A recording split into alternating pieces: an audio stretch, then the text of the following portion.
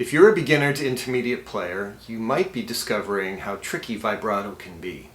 Well, chances are it feels awkward and cumbersome right now in the beginning stages, and you're wondering how it is anyone can do this properly. Well, in this video, we're going to show you what the exact mechanics behind doing a good vibrato are and get you on your way to making those wigglies sound good. So, let's check it out.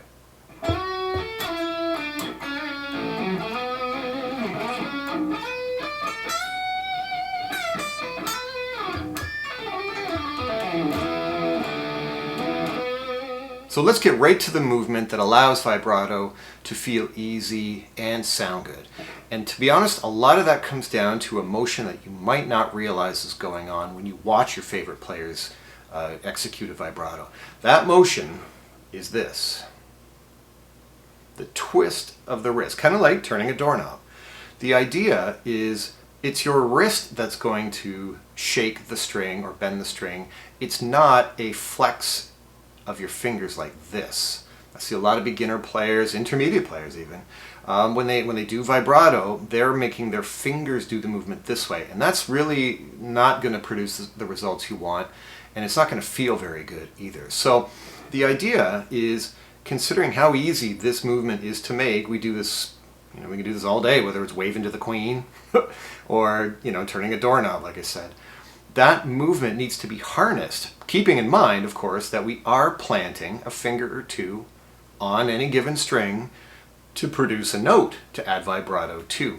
So keep this in mind when we try example number 1 here. We're going to start on the 9th fret, 3rd string on E, and all I need you to do is hold that note with your index finger and plant this knuckle right here. I would say the first knuckle right there. Plant that against the underside of the fretboard. So you're going to make contact with the top part of your hand here, right at the knuckle, and the underside of the fretboard while holding the 9th fret, 3rd string. Your thumb can be over the top a little bit, that's okay. In this case, this is a different technique than playing classical style or shreddy stuff. Your thumb should be in service of the vibrato, which is going to mean that it's going to allow you to maybe get a little extra grip. So it's okay if your thumb's over the top. So holding the note, making sure the underside of your hand is contacting the neck. You're not going to move your finger at all. You're not going to flex it, you're not going to wiggle it. What's going to move is your wrist. Now I'm going to move, let's see if I can capture this. See how my wrist is twisting inward and outward. My finger is not actually moving.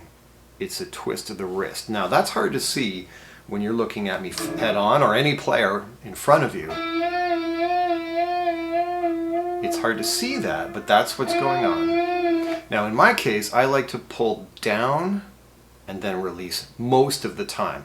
If I'm on the 1st string, I can't do that because I'm going to pull the string right off the fretboard and make a squeaky mouse kind of sound.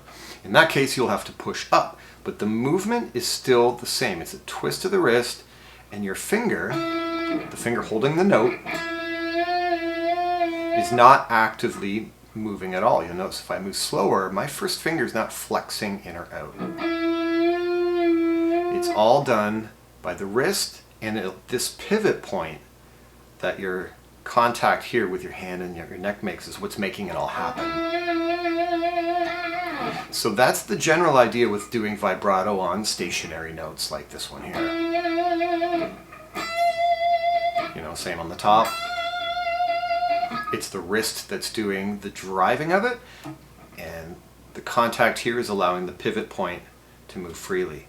Now it's a very similar idea when you're doing this with a bent note. This is another thing. Some players are fine with doing it on stationary notes, but once a note is bent and you want to add vibrato to that, well, it's the same principle. It just takes a little extra strength because now you not only have to bend the note,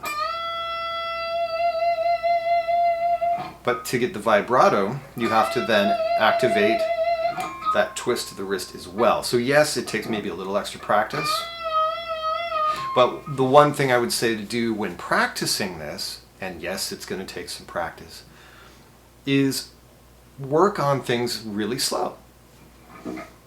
Let's just try this with a stationary note. We'll go back to the original one. When you practice vibrato, don't just randomly wiggle the note. Aim for an even pulse and rhythm. For example, instead of going, which I hear a lot of players do, oh my God, do I ever, aim for this. At first, right? So a nice, slow, even rhythm. In fact, I think it's just a half step interval of pitch there. Maybe aim, and I would say that would be an eighth note rhythm. 1 and 2 and 3 and 4 and also maybe try an eighth note triplet rhythm. 1 triplet, 2 triplet, 3 triplet, 4 triplet. Because your vibrato should complement the pulse of the song that you're playing.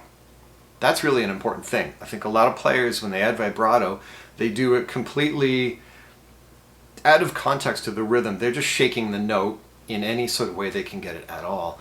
And I think if you do make a concerted effort to complement the rhythm of the song or the tempo or the beat by playing a subdivision of that beat, then you're going to make an even stronger connection to the music underneath. A listener might not understand that at all, other than the fact that it really sounds good. So aim for rhythms when you practice this. 1 and 2 and 3 and 4 and 1 triplet, 2 triplet, 3 triplet, 4 triplet. Let's try 16th notes. 1E and a 2E and a 3E and a 4E and a... So you get the idea. I mean, you can do 6s, 5s if you're feeling adventurous. The idea is, as you practice it, don't worry too much about how fast it goes. It really should be more of an even rhythm, and that's going to sink into your subconscious when you're actually playing for real. It's also going to allow you to get this movement, this wrist twist and top of the hand pivot. That's going to allow this to all kind of sink in a musical way, meaning the mechanics are going to be dictated by a musical desire to play in rhythm. Might sound a little weird, but trust me, it works very well. So check this out and let me know how it goes in the comments, and we will see you next time.